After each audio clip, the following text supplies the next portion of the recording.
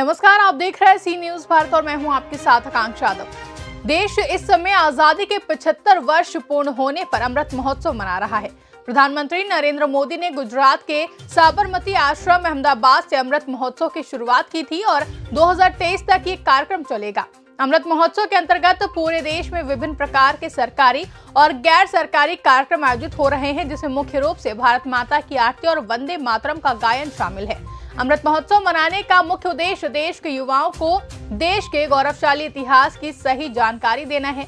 गाजीपुर में भी अमृत महोत्सव के अंतर्गत विभिन्न कार्यक्रम आयोजित किए जा रहे हैं, जिसके अंतर्गत आज सादात के Krishna Sudama group of institution में भी यह कार्यक्रम आयोजित किया गया, जिसमें देश के प्रमुख ज्योतिष शास्त्री डॉक्टर पवन सिन्हा और दिल्ली बीजेपी नेता कपिल मिश्रा भी शामिल हुए।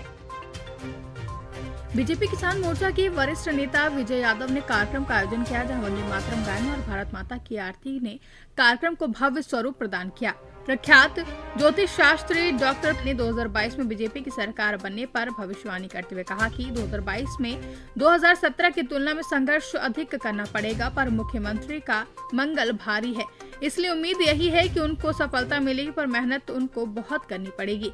वहीं कपिल मिश्रा ने कहा कि वीर सावरकर ने कहा था कि एक दिन ऐसा आएगा जब हिंदू धर्म के विरोधी भी के ऊपर जनेऊ पहनकर घूमेंगे। आप राहुल गांधी को देख लीजिए, केजरीवाल को देख लीजिए और अब तो अखिलेश, वो तो गिन रहे हैं उनकी बस में कितने हिंदू बैठे हैं। हिंदुओं के ऊपर काश उन्होंने तब ध्यान दिया होता जब कार सेवा चल रही थी, पर तब तो बस उतार कर कार सेवकों को गोली मारी जा रही थी। अब भारत अपनी मूल संस्कृति की तरफ वापस जा रहा है।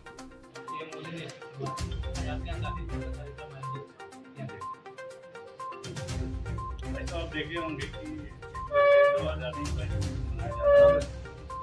लगभग 10,000 कारगर के साथ और ट्रेन के आप देखे होंगे कितनी गैदरिंग और सब लोग ने पार्टिसिपेट किया, नौजवान, बच्चे, छात्र और जो हमारे शिक्षित समाज के लोग हैं और इससे विभिन्न आयाम जो राष्ट्रवादी के हैं, जो इसके साथ रहते हैं और जो लोग कहीं कहीं राष्ट्रहित में अपना योगदान देना चाहते थे, बहुत ही एक से हर्ष का माहौल रहा है और हमें बड़ी प्रसन्नता हो रही है। और आपके माध्यम से पुनः आभार तो दिया ही है, आपके माध्यम से भी सभी लोगों को पुनः आभार दे रहे हैं कि जिन्होंने इतना एक तरह से सम्मान दिया है और कार्यक्रम को सफल बनाने के लिए 10,000 देते होंगे और जो उत्साह था उसके लिए सभी को बहुत बहुत आभार और धन्यवाद। आपके विद्यालय का एक बड़ा ग्रुप है तो अमृत महोत्सव का इतिहास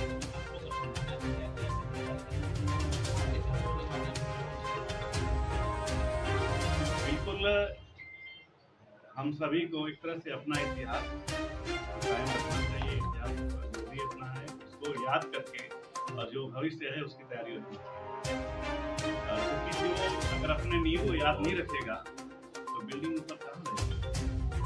हमें एक तरह से हमारे कहने का ही उद्देश्य है कि अपने इतिहास को देखते हुए आगे भविष्य की तैयारी मतलब रखते हैं, हमारे तरफ से ही अपील है और जो राष्ट्र हित में हो, देश हित में हो, उसके लिए हमें आगे बढ़ना चाहिए। चेतना भरना, ये इसका प्रमुख उद्देश्य है। हम उन लोगों को याद करें।